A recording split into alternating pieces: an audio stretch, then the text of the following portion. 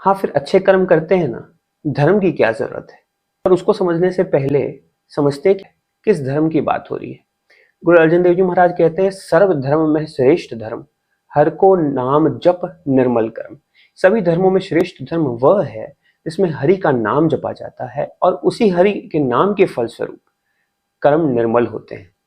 क्या हरि के नाम के बिना कर्म निर्मल नहीं होते हैं? एक उदाहरण से समझते हैं। हम सभी के अंदर मैं होता है।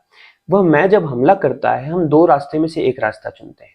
एक रास्ता है मन का रास्ता और एक रास्ता है गुरु का रास्ता। मन कहता है कि जो मैं के लिए ठीक है वो करने में कोई बुराई नहीं है। पर जब आप गुरु के शब्द को सुनते हैं, हरि के नाम जपते जपते एक शब्द प्रकट होता है, सब में जोत जोत है सोए, इस सभी में उस परमात्मा की जोत है। यह शब्द जब अंदर से आता है तब आप देखते हैं कि मुझ में, मेरे रिश्तेदार में और बाहर किसी व्यक्ति में कोई फर्क नहीं हो रहा होता है। आप अनजाने में जब किसी का नुकसान कर रहे होते हैं, वह आपको दिखाई देने लगता है। आप मैं को चुनते हैं तो यह दिखाई नहीं देता है।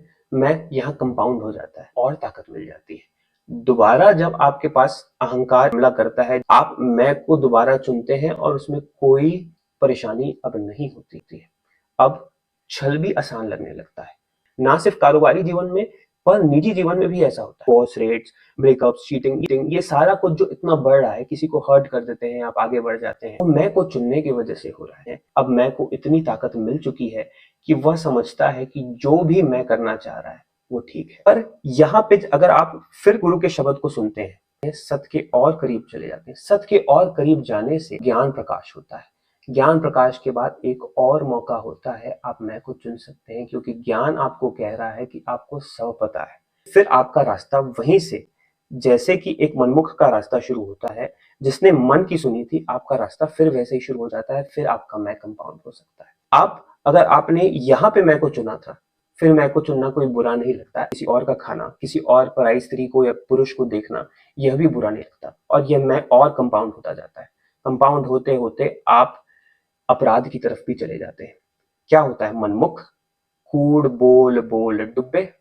आपको आपका नया जन्म जो है वह निश्चित होता है, क्योंकि आपके अंदर अभी भी इच्छा है। पर ज्ञान प्रकाश होने के बावजूद भी अगर आपने हरि को चुना, तो तू तू करता तू हुआ, मुझ में रहा ना हो।